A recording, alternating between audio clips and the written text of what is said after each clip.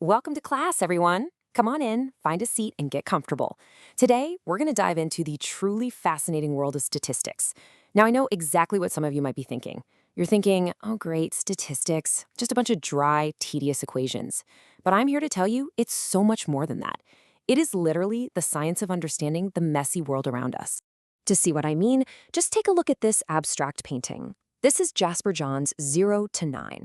At first glance, well, it looks like a chaotic sea of brushstrokes, swirling colors and overlapping lines, right? It might just seem like beautiful noise. But let me ask you this. Can you actually find all the digits hidden in there?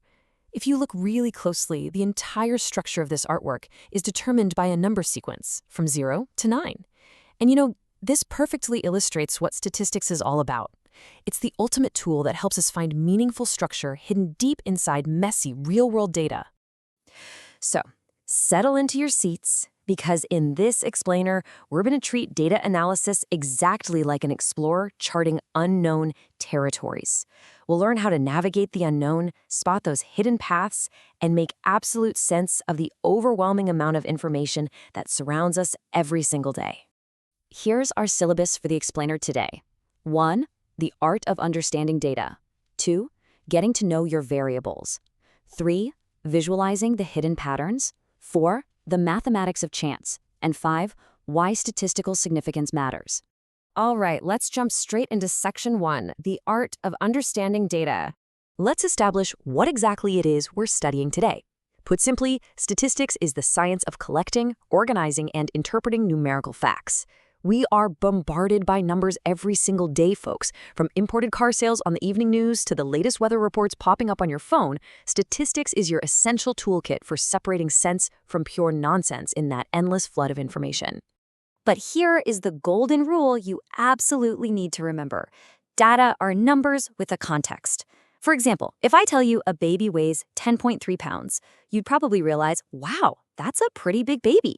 But without knowing the context of normal infant weights, which is around 7.5 pounds, that 10.3 means absolutely nothing. Context is what brings numbers to life. Moving right along to section 2, getting to know your variables. To build our analytical toolkit, we first need to look at the data set itself. Every piece of data contains information about a specific group of what we call individuals. And in statistics, individuals aren't always human. Actually, they're simply the objects described in a set of data. They can be people, sure, but they can also be animals or inanimate things like cars or rivers. They're just the who or the what we happen to be studying. Now, the information about these individuals is organized into what we call variables.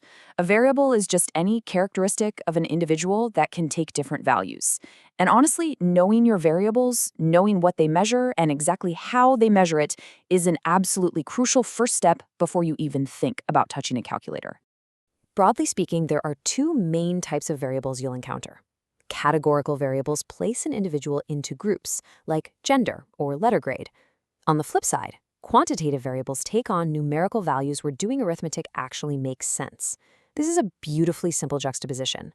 It shows us that, yeah, we can easily find the average of a quantitative variable, like a salary, but we literally cannot mathematically average a categorical variable like a gender. It just doesn't work.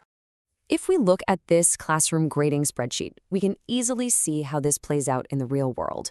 Check out how the quantitative total points and the categorical letter grades sit right side by side to describe our individuals, the students. It's the combination of these different variable types that gives us the full picture. Okay, let's dive into section 3, visualizing the hidden patterns. This brings us to the really fun part. How do we transition from a chaotic spreadsheet of text and numbers into a story we can actually understand? Because, let's be honest, looking at raw numbers like this is completely overwhelming. Even the most brilliant mathematician on Earth can't easily spot the trends just by staring at a giant wall of digits. And this is exactly why we must perform what's called exploratory data analysis. Like an explorer crossing unknown lands, your very first step is to simply describe what you see. How? You plot the data. By turning those tedious numbers into pictures, you reveal the story that our human brains simply couldn't process in the spreadsheet. You're looking for the overall patterns, and just as importantly, you're looking for the striking deviations, the outliers. Take a look at these average monthly gas prices, for example. At first glance, the data looks incredibly messy, right? It's like a completely erratic, unpredictable heartbeat, jumping up and down month after month. How on earth could anyone possibly predict what happens next? But this brilliantly illustrates the sheer power of statistics.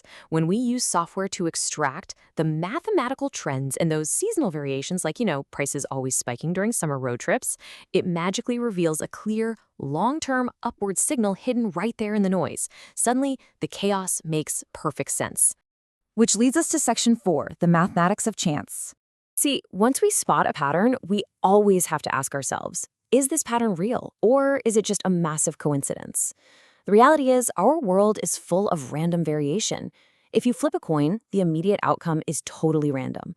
But if you flip that same coin 10,000 times, a very clear pattern emerges.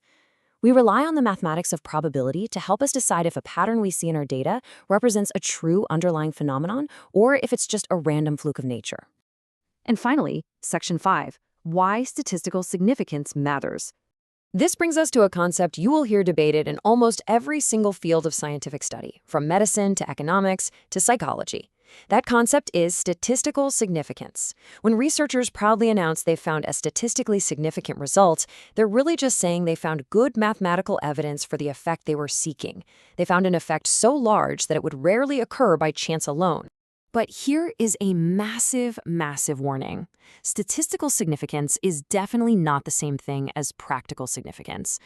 Just because a huge data set proves a correlation is statistically real, say an incredibly tiny fraction of an increase in an exam score, does not automatically mean the effect is practically significant enough for you to actually care about it in the real world.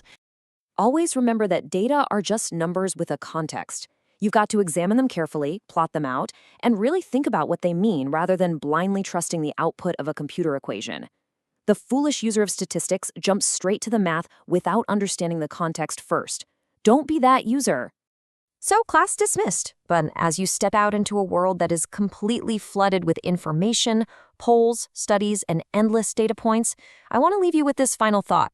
How are you going to look at the numbers differently now?